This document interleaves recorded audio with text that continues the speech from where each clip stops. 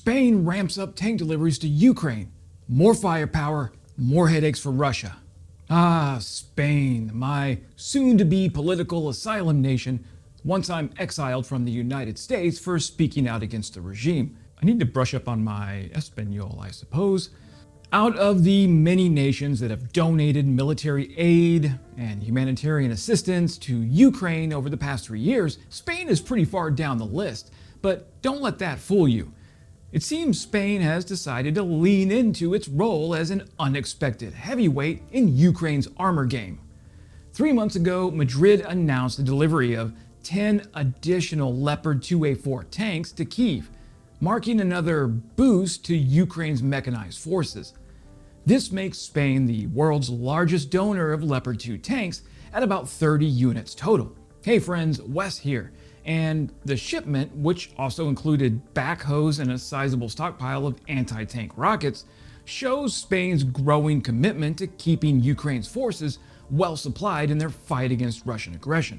Olé! The tanks in question had been sitting in Spanish storage for years before being sent for extensive refurbishment at General Dynamics European Land Systems in Alcalá de Guardia, Seville. The process wasn't just a fresh coat of paint and an oil change. These machines underwent rigorous testing, repairs, and systems checks to ensure they were battle ready.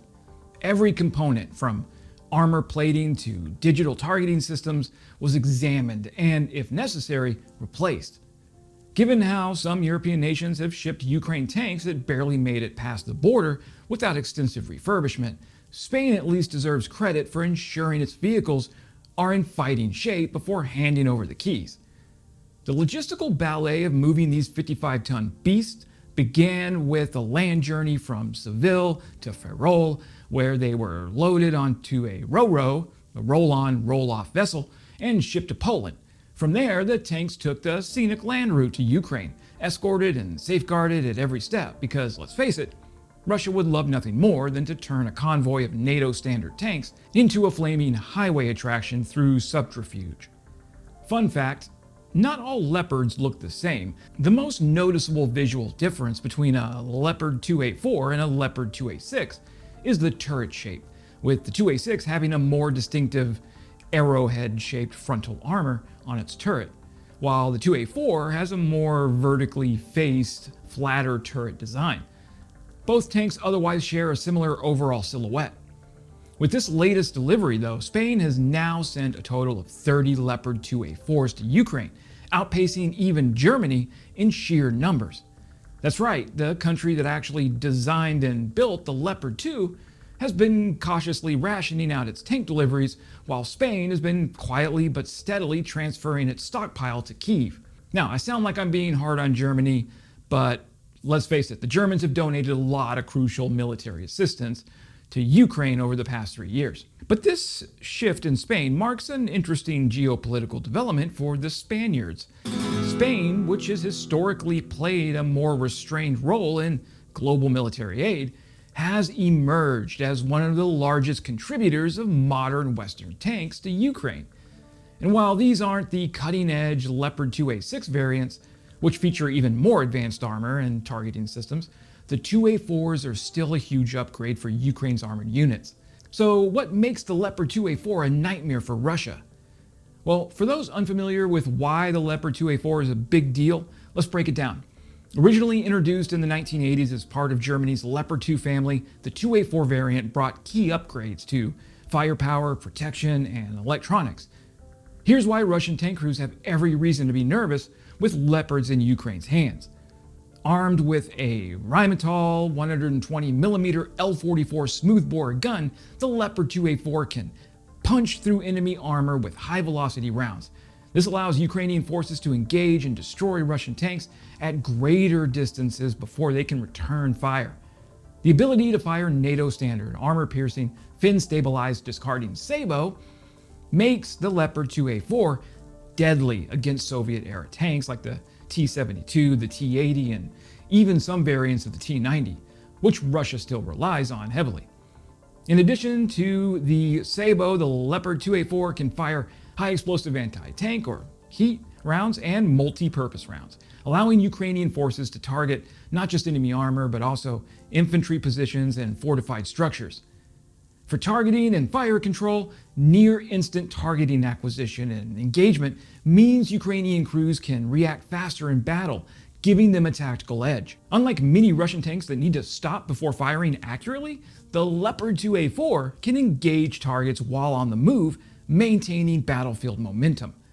The Leopard's laser rangefinder and thermal imaging enable Ukrainian crews to engage targets at long distances and in poor visibility, crucial for night operations and bad weather conditions, where Russian forces still might struggle. Using spaced, multi-layer composite armor, the Leopard 2 is designed to deflect both kinetic rounds and shaped charge warheads. The Leopard 2A4 provides superior protection against enemy fire and drones alike.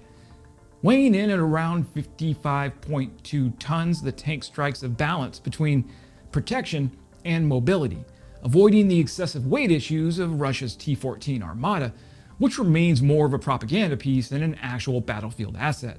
Oh, and then there's the safer ammunition storage. Unlike Russian tanks with their infamous jack-in-the-box turret design, where ammo is stored inside the crew compartment, leading to catastrophic explosions when hit, the Leopard 2A4 stores its ammo separately, with blowout panels increasing crew survivability. Powered by an MTU MB 873 KA501 12-cylinder diesel engine producing 1,500 horsepower, the Leopard 2A4 can reach speeds of up to 72 kilometers per hour on roads, enabling fast redeployment and Ukrainian hit-and-run tactics. The torsion bar suspension and superior shock absorption allows it to traverse rough terrain better than most Soviet-era tanks, giving Ukrainian forces better battlefield maneuverability. With an operational range of around 550 kilometers on a full tank of fuel, the Leopard 2A4 allows for extended missions without constant refueling, a logistical advantage over fuel-hungry Russian models. The arrival of these tanks comes as Ukraine continues to integrate Western armor into its military strategy. Alongside the Leopard 2A4s, Kyiv has also received Challenger 2 tanks from the UK and the M1 Abrams from the US and Australia, creating a diverse but logistically challenging armored force. But Ukrainian crews have proven adaptable, mastering new platforms quickly and putting them to use where they matter most, dismantling Russian offensive operations. Now, while Spain's contributions do not include long-range weapons capable of striking deep into Russian territory, the Leopard 2A4s provide much-needed mobility, firepower, and survivability for Ukraine's front lines. When used effectively in combined arms tactics, alongside infantry and artillery and drones, these tanks become a serious headache for Russian forces. Spain's ramped-up tank deliveries highlight a bigger trend in the absence of US leadership. European support for Ukraine isn't just holding steady, it's accelerating, which is exactly what needs to happen with the Trump administration pulling its support of Ukraine. With an estimated 1 billion euros in pledged military aid, including armored vehicles, artillery systems, and ammunition, Spain is proving that it's more than just a tourist hotspot. Meanwhile, on the other side of the battlefield, Russia continues to field increasingly outdated tanks, many of which are being yanked out of cold storage in varying states of decay. The contrast couldn't be starker. While Ukraine gets a steady supply of modernized Western armor, Russia is reportedly pulling 1950s-era T-55s out of mothballs. If that's not a sign of how well things are going for them, I don't know what is. It's become so bad that a Russian TV studio recently donated 28 T-55 tanks, 8 PT-76 tanks, 6 infantry fighting vehicles, and 8 artillery tractors from the TV studio's military technical stockpile. That's how bad the equipment shortages are in Russia at the moment. These T-55s, previously used for period war films, will now be smoldering wreckage somewhere in Ukraine. With more Leopard 2A4s on the way and Spain solidifying its role as a key player in Ukraine's armor buildup, the battlefield is only getting more complicated for Russian forces. At this rate, Moscow might want to consider investing in some high-quality tank recovery vehicles because they're going to need a lot of them. That's it for today, friends. Subscribing really helps the channel stay relevant. Consider hitting that subscribe button. And as always, pray for the United States right now. Stay frosty. Glory to Ukraine. Glory to the heroes. Crimea is Ukraine.